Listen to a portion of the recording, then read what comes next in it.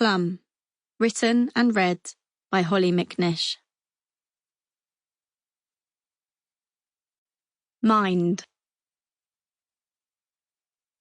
How the World Should Be.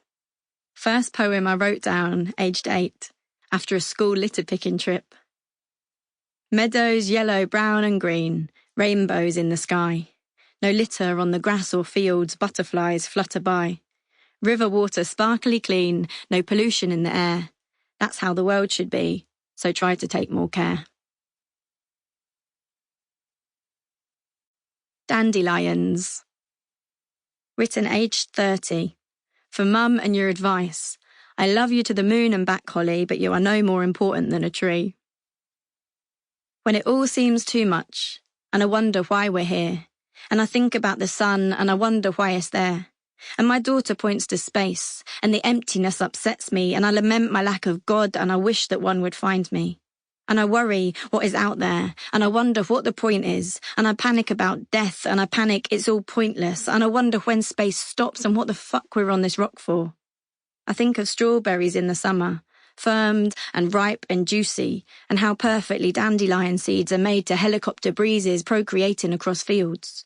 And I remind myself, this is not all about you, Hollie.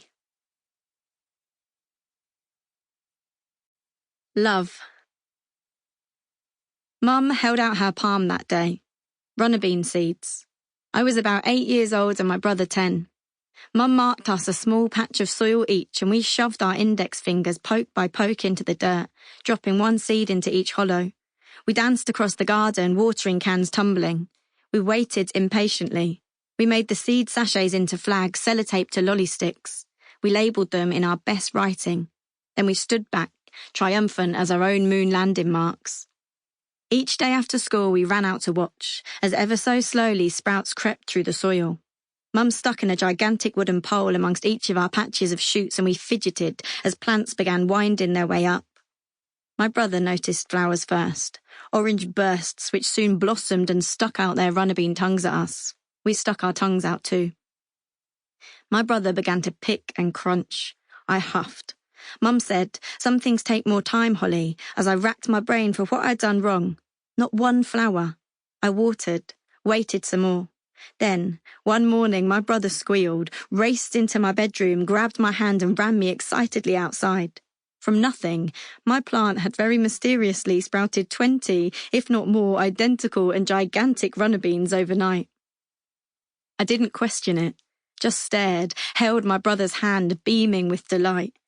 I hadn't seen you in your nightie, Mum, sneaking out in moonbeams, clutching torch, bought beans and sewing kit. I didn't see the threads at first, green, camouflaged, meticulous, your running stitch. I didn't see your slippers soiled, back hunched, weary in that tricky light. Just stood with my big brother, held his hand tight, loving life.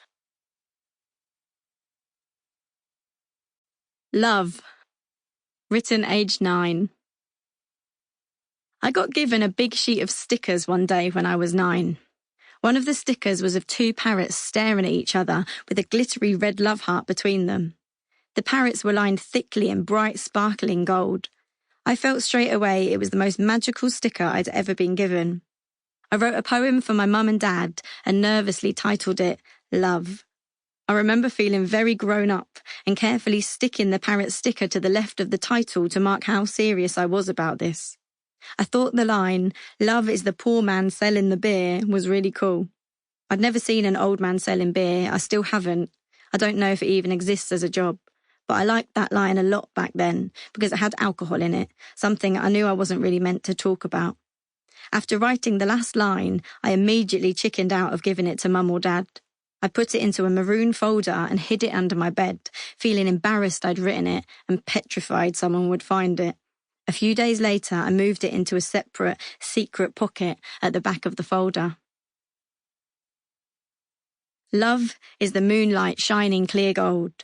Love is the beauty you cannot hold. Love is the flower that shines on your face. Love is silk and love is lace. Love is the ship sailing on by. Love is the sunset that brightens the sky.